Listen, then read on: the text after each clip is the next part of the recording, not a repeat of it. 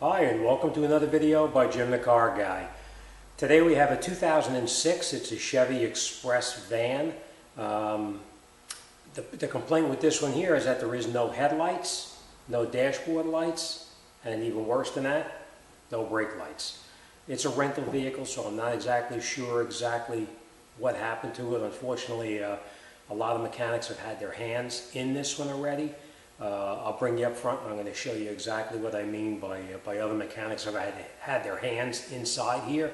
So it kind of leads you in a lot of different directions. You don't know what was the original problem, and we don't know what was created by the so-called mechanics who had their hands in here. I can tell you by looking at it, whoever the other previous mechanic was, I don't even think you really should call him a mechanic, because one thing you never want to do is you never want to pressure wash where the fuse box area is located, which is exactly what he did on this one here. So let me bring you up front. I'm going to show you what it looks like, and we're going to grab our power probe. We're going to get started. And as you know, my power probe is one of my favorite tools. Let's get up there and we'll see what's going on.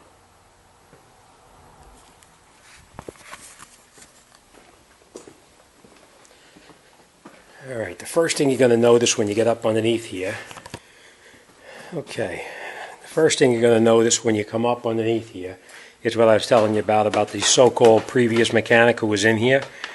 As you can see, sorry about that, even at 7 o'clock in the morning my phones were ringing like crazy.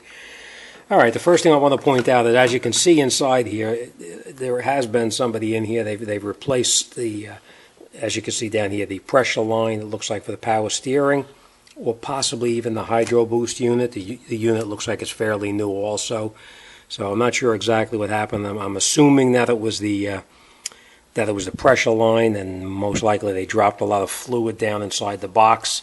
But one thing you never want to do is you never want to pressure wash a place like this when it has the electrical box or all the fuses and relays and such in there. Now, I do want to point out that there was a cover on it, but I just took that cover off now just to show you what it looks like inside there. And as you can see all of that oily debris down on the cables down inside there, and all of the electrical connectors. So it leads me to believe that they created this problem here. Hopefully not, but we'll have to check it and see. All right, now I just want to, first thing we're going to do is, before we do anything, is we're going to come to our fuse box over here, and we're going to look in the box and we're going to decide which one is the, let's get some light over here. Okay, number 42 and number 43 are actually the low beams right here. So we're just going to look to the corresponding numbers up here, and we're right over here. We're going to get in here with our power probe, and we're going to check for power and for ground. For power at this location here. And we're going to check, of course, we're going to check all these fuses down there too, because when I opened up the hood and took a look underneath here before I did anything, there was a fuse laying right up inside here. So I know that something burnt out inside there, and they put a fuse in, and obviously it didn't take care of it. So, alright, so we're going to check this box here, all the fuses in it. And I just want to point out inside here another problem which I saw too. Inside here you can see that the light is obviously, the dashboard here is the controls for the headlights. We're going to turn the headlights on, and as you can see on the wall right there, there is no headlights, there is no dash lights, and obviously there'll be no tail lights. So that's pretty much what we're up against right now. I am going to come in here, and I did see this location here. Something was in there, which is not in there any longer. I'm assuming that was the light to turn on the interior lights. This one here is the one to adjust the brightness of the dashboard, and also to turn on the interior lights too. So we're going to check we'll check the first up in the front, the power up in the front, and then we're going to come in here and we'll take a look inside here. So let me grab my power probe, and let's get started and see what we have. The next thing we're going to do is we pull up a wiring diagram. We're going to check to see where all of the, if there's any other fuses or any other electrical wiring goes to. And then we're going to get in there with our power probe, and we're going to do some back probing to see what's going on and where the actual fault took place. All right, let's get back out to the vehicle and let's see what's going on. All right, well, the first thing we're going to do now is we're going to test our fuses. And as you recall, we know that the fuses that we're going to check are actually number 42 and number 43. And we know that they're right over here. So we're going to go in there and we're going to check these and see. Now, just so you know, I do have the headlights in the on position inside the truck. So as you can see, there is no power to the fuses. That green light is actually just means that it's a completed circuit, but there is no power in there. If it had power, it would light up red like that. But you see how it lights up in green? There is no power there. So after reviewing my schematic for this vehicle, I know that I have to go inside now and I need to check the switch inside the dashboard. What I am going to do is, that's why I love this power probe here. If I apply power to this switch, to that fuse right there, these headlights should come on. Well, let's see what happens.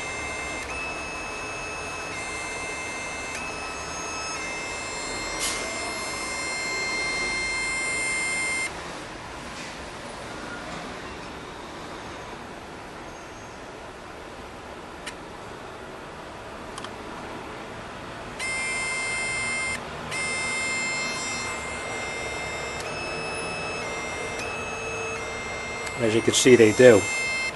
So now we know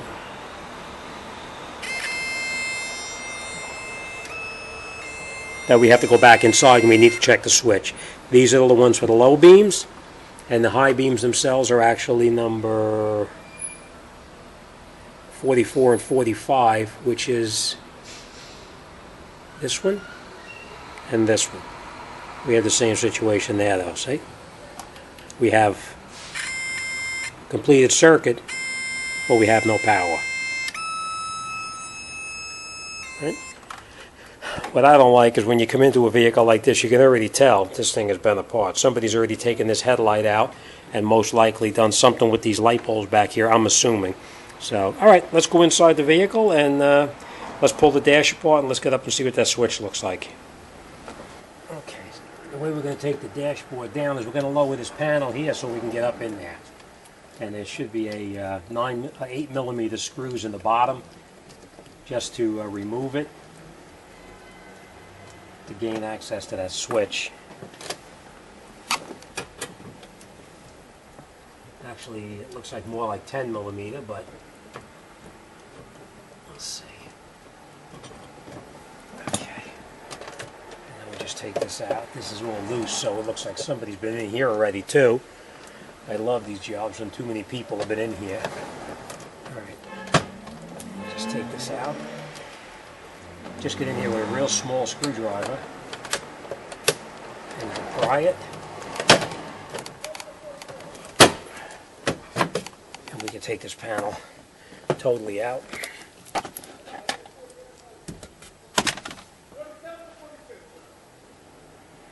Alright, this is our switch. Whoop. I'll be right back. That's Mrs. Jimthecarguy again. Okay, sorry about that. Okay, next thing we're going to do is we're going to get up into the switch area, which you can see is somebody's been in here and it's pretty loose, but it is what it is. Alright, let's, actually, you know what? Let me bring you in there. I'm going to show you something. There's no doubt in my mind that either somebody broke this switch or something happened to the switch. You see the back of the switch is actually pulled away from the rest of the switch. That's definitely an issue right there. Let's take a look and see.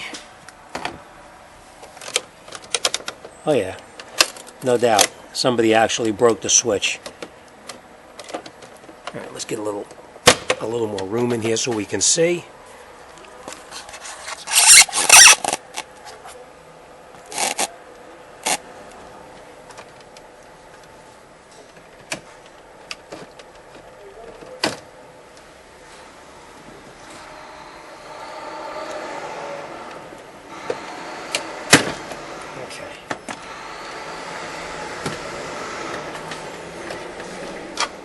Oh yeah, there's no doubt. Somebody was in here and somebody busted this switch.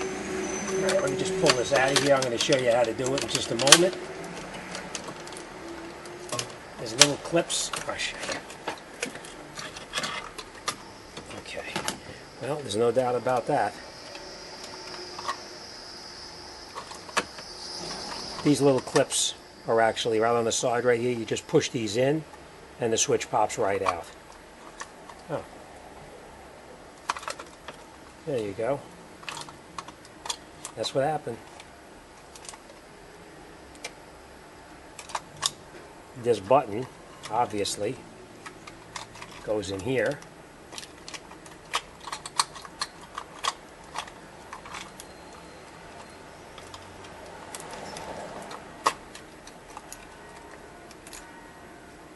Yeah, obviously that button goes inside there, but we're not gonna take a chance on putting this back together.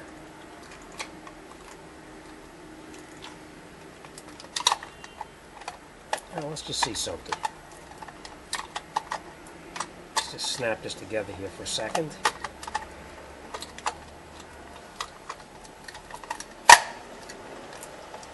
Or maybe not.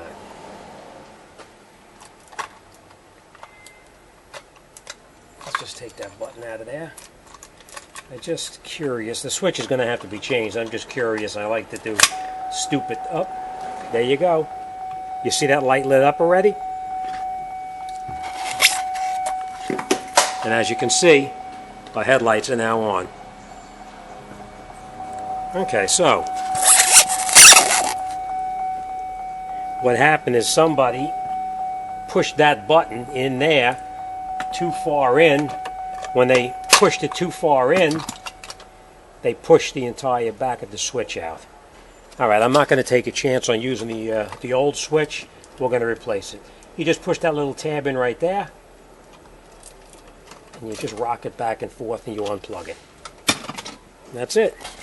Alright, let's get on the phone. We're going to talk to the parts store. We're going to order a new switch for it, and we'll come right back.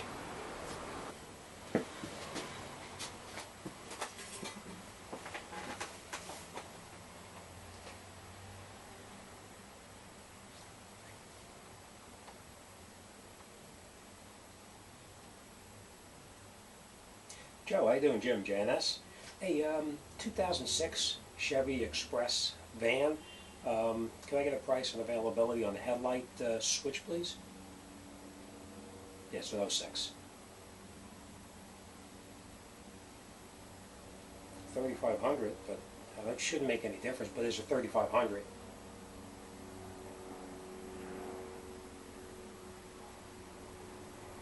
How much? Okay, and do you have it in stock? Okay, all right, you want to send it up to me then? All right, thanks a lot. I appreciate it, Joe. Thank you. Bye. Okay, on the way. We'll get the new switch, and as soon as we have it in hand, we'll go back to the truck and put it back together and out the door. All right, let's do something else until the part gets here. Okay, now we got a new switch, and of course, it's only common sense. You want to make sure that everything matches up exactly as the one that came off of it. And as you can see, everything is exactly the same. So, all right, let's put it back in there, and we'll wrap this job up and get it out the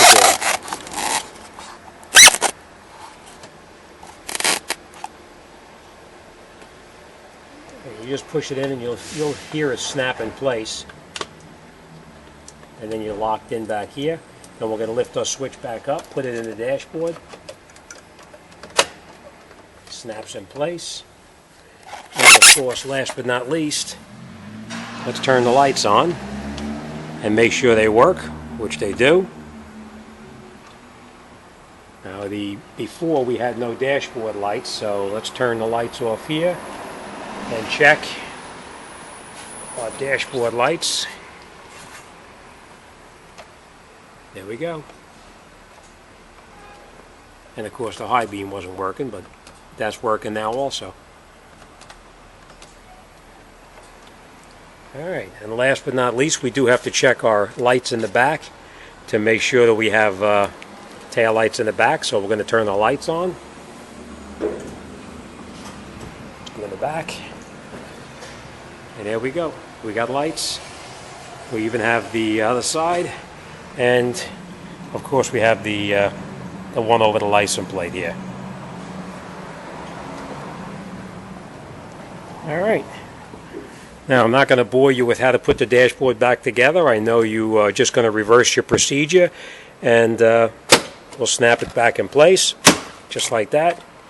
And now we'll put our lower panel back in, and we'll wrap this job up and out the door and on to the next one.